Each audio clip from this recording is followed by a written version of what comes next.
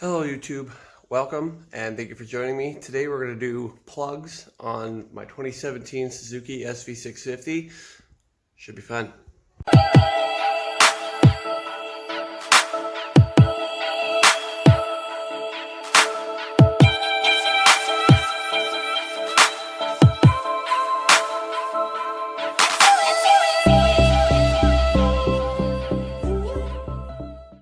Okay guys, first thing, if you bought your bike brand new, you should have one of these. One in French, if you're Canadian, maybe Spanish, depending on where you are. Anyway, you should have one of these.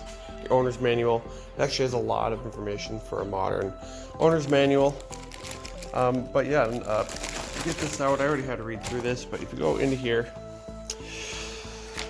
and you look in your index, table of contents rather, we're looking for number 6, inspection and maintenance. Open that up and it'll tell you everything you need to know, everything I'm going to go through. You can find it in your manual. If not, keep watching.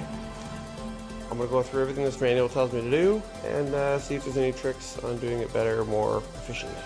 Okay, so first things first, let's look over where these plugs are. So these plugs run this bike runs 4 plugs. So we have one here on the side, and the other ones, I don't know if you can see it up there, just behind this rad.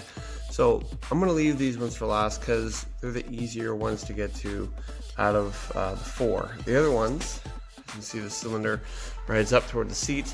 The other ones you have to lift the tank to get to, so I'm going to start there, do the hardest work first. That way by the end I feel like I'm a professional and can get those ones out and done much more easily. I want you to take off your seat. So use your key, lift up, footage. There you go, seat's off. Put your seat somewhere, you're not going to damage it, rip your stuff. I'm left it like there, I'm touching my car. It's nice. And this is what it'll look like underneath. Now, fairly sure you can use your tool set, but I'm in my garage. I'm going to leave that be. Next, you're going to want to get these plastic pieces off so that you can get to the hardware to lift, to tip your tank. So you'll have something here. I believe there's a couple clips under here. I'm going to dig into it and then I'll show you guys where all the clips are. After you get your side plastics off your tank, we're going after these 2 bolts here, which I've already taken out. And they happen to be 5 mils. And they're silver usually, and they have the washer with them. So dig that out. Take those out, and then you're ready to lift your tank. Now the book does warn you, saying if you have more than a quarter tank, you could have fuel coming out the filler cap.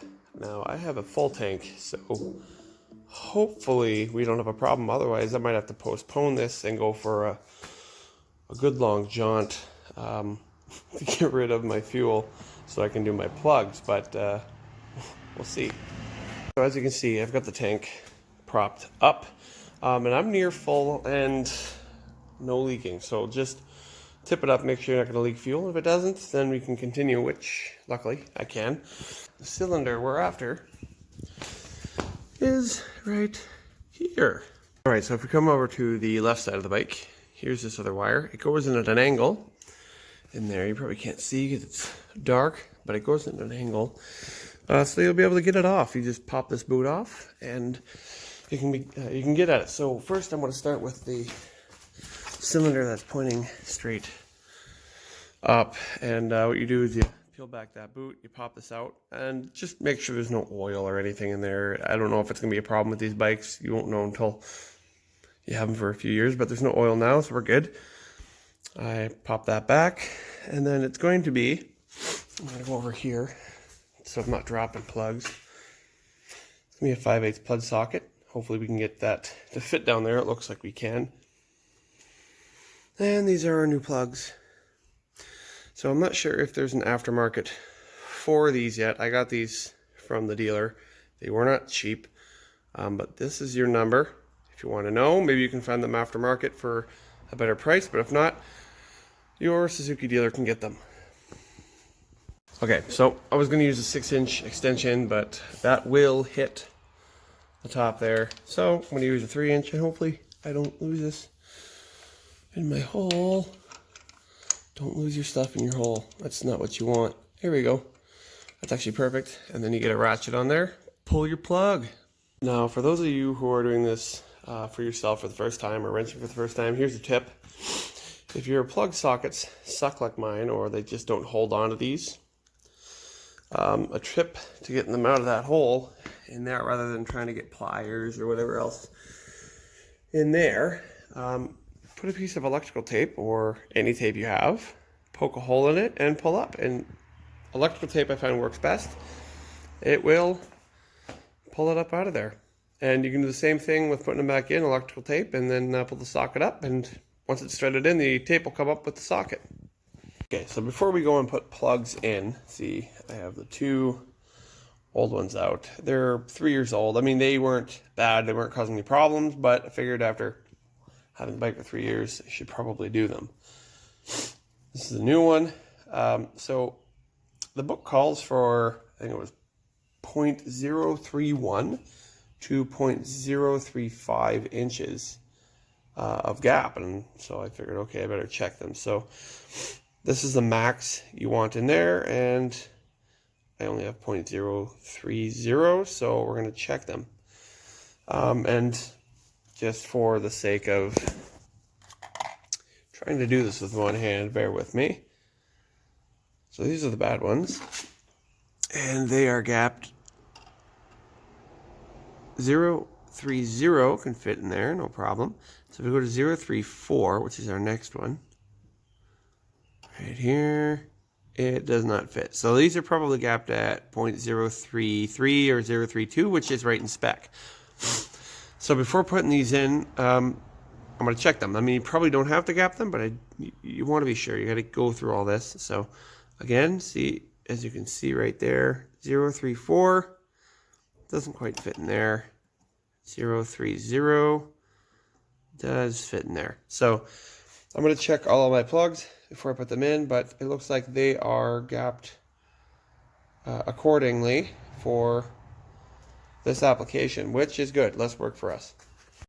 All right, so I got our top plug in. The side plug was proving difficult to put in nicely, so again, I'm going to use our tape trick to get her down into where she's supposed to be, which is also proving to be a bit of a trick. Okay, here we go. All you have to do is get a couple threads to grab.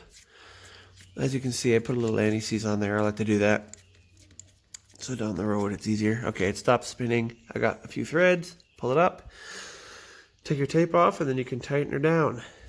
Okay, so I have our plug down here in and our plug up here in, and I have them to finger tight. It's as far as I can turn them with my fingers on both of these guys. Now the manual doesn't give you a specific torque spec, but rather it tells you if you're using new plugs, tighten the finger tight, and then with a wrench do 1/2 turn past finger tight. So I'm going to do that, see how it feels.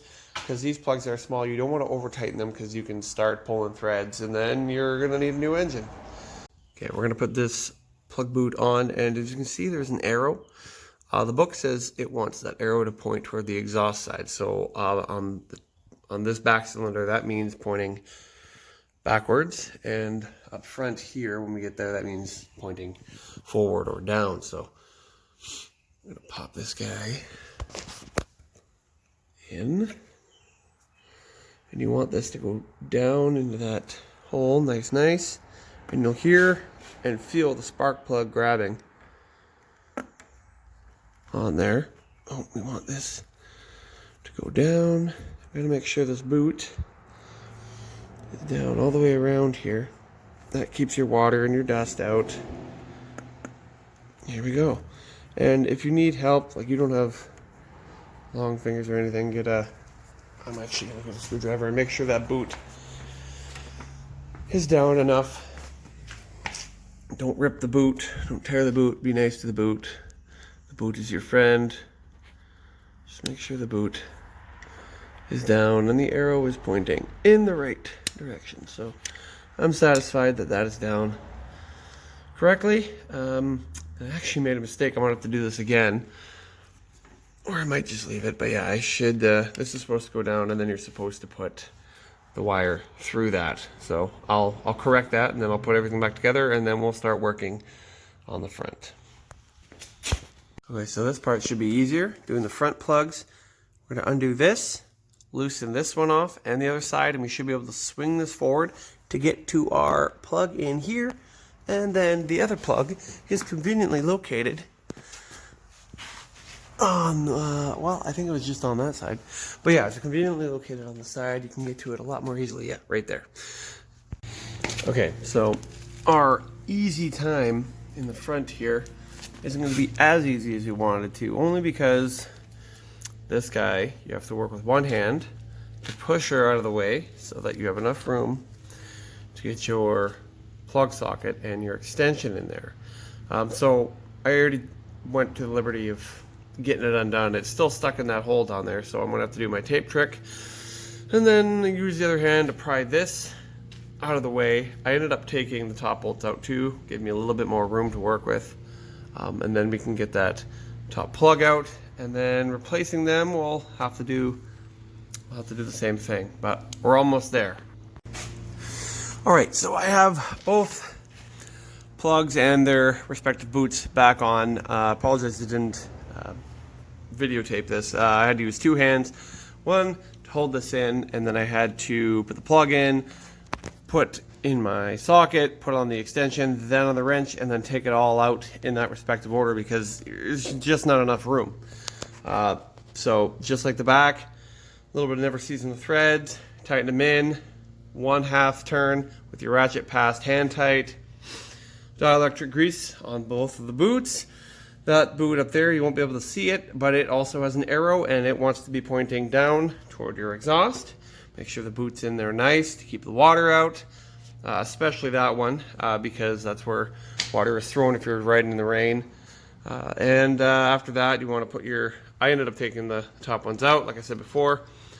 We're going to want to tighten these back up. The one out here, the one here, and the one on the other side.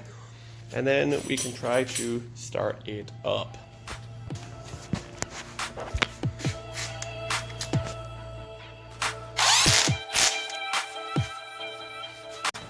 Okay, moment of truth. The bike's all the way back together.